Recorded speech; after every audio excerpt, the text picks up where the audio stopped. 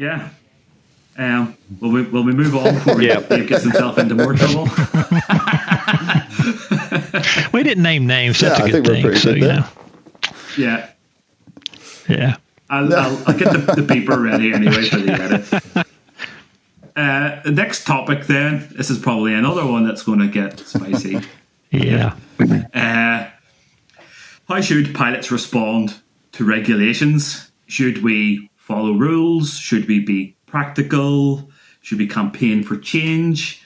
It's our responsibility, I suppose, to be the face of FPV hobby. So if we do things right or we do things wrong, it's going to come back and shoot us in the foot. I guess, Stacey, since there's a lot of regulations and a lot of change going on in the States, you take point on this one. All right. Yeah. So this one's a fun one for me. I kind of give a little backstory here with some of the changes.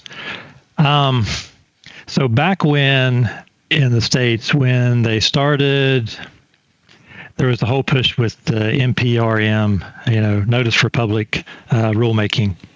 When all this stuff got started and they were getting rid of the whole hobby status, basically getting rid of the 366 in the rules for us. There was a whole push, to get people to, comment on this NPRM. And so for myself, I'm a proponent for trying to follow the rules when they make sense, and then ignoring rules that don't make sense, and, just being a good steward with whatever it is. But I wanted to see some change because I thought, if we've got the law behind us, it makes it a whole lot easier when you're dealing with people who don't know that much about it or whatever. It gives you some ground to stand on. So when all this stuff started, I became this really outspoken voice, and I took it upon myself you could go through and you could see who had commented, like you could search through comments and had their names and stuff. I took it upon myself to go find names of people who had commented or who hadn't commented. And so the ones who were well known in the hobby with particular companies, I'll try not to name anybody. I made videos that I still have them on my channel, but they're private now, of calling out all these people individually. I would make a video like it was like every day I was making videos. I'd go on these little walk and talks and basically call these people out, for they're saying one thing, but they're not doing what they're saying. I'd call them out. I was like, hey, you need to comment. You're saying to tell everybody else to do this, but yet you're not doing it yourself. I wasn't quite that nice with those videos, and I got a lot of flack. Let me tell you, I got a lot of flack, probably rightly deserved in some cases, and maybe not so much in others. Lost a friendship with a couple of people as a result of it because they said they had a rather large channel. You probably don't know them. I'm not going to name them because it's kind of irrelevant, but they have a really large channel within the RC space, doing a lot of different things. And, they told me privately, yes, we're going to make a video about this. And then they didn't. So then I called them out on it. I'm like, hey, you said you was going to do this. Where's it at? Come on. And then they got really mad, called me, blew up my phone, had a bunch of other people mad at me. Yeah, they ultimately got rid of all communication with me. So, that's probably not the best way to do it. And then more recently, I made a video when I don't even remember what the spark was, but I made a video, basically the FPV manifesto. I don't know if you saw it, but it got a lot of views, and I got a lot of pushback on that as well from the FPV Freedom Coalition. The main guy there, he kind of pushed back on me and told me, you're kind of like telling people to ignore the law, and I'm like, no, not really. I'm just calling out what I see.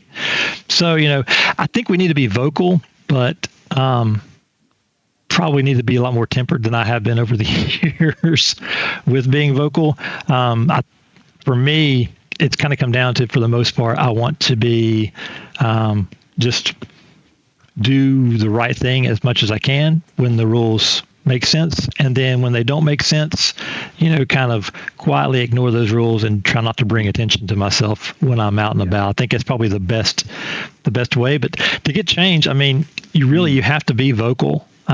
It's just, you need to be vocal in a good way. Sometimes, I know for myself, I'm not good at that. Like when I know I'm right about something, I will adamantly defend that, to my detriment.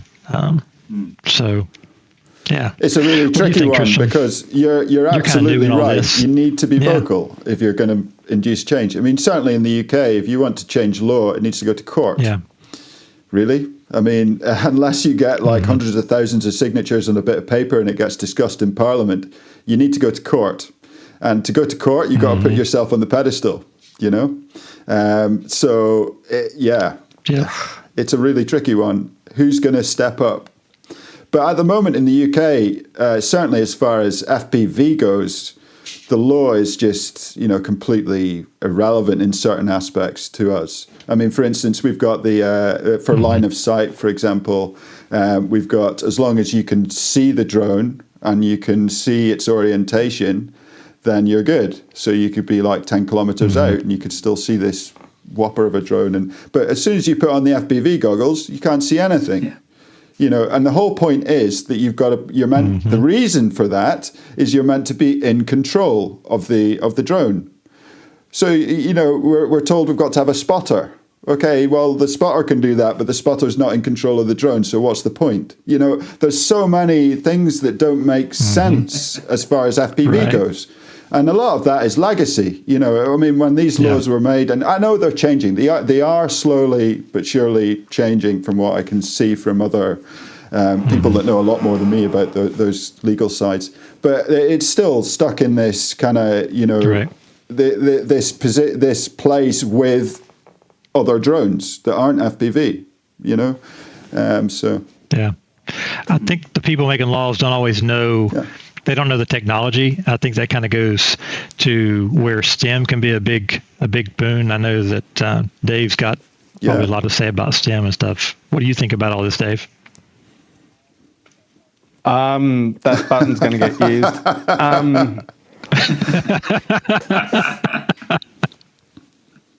Purely and simply, don't be a twit. That's... Yep. We talked about this previously, but don't be a twit. Big one, though, is commercial activities. Like, you want to go do commercial work where you're getting paid to do something. You have an obligation to do the right thing, to have the right tickets, to have the right insurance. Just because you want a gazillion views and stuff, your club membership is not your license number. You have to go and do a course. Like, it's frustrating seeing people try to do the right thing. Do you think they should have to go and do a course? Yeah, you've got to go and do a physical license. They have to. Yeah. But do you think they should have to? Yeah, if you're doing a commercial activity, like if you're getting paid by someone to go and do some filming stuff. Yeah. To show a level of competence. Yep. 100%. If someone's paying you a couple of $1,000s to do a shoot for them for the day, 100% you should have to have insurance and that kind of stuff. If you hurt someone, if you do something wrong, where's the accountability? What happens to that person that gets hurt and stuff like that? But also, what happens to that person that has done the right thing, that has... they've got to be fed, they've got to earn some money, and there's some joker who's going, I can fly FPV, I'll come and do some, drift chasing and stuff for you with nothing. And the problem is no one's held accountable. That's the big one, and I fully understand, and my heart goes out to Stacey because I retracted back from that. Like, I was heavy into racing, so heavy into FPV and passionate about it. And I got sick and I couldn't race. And it was like a whole part of my life just stopped.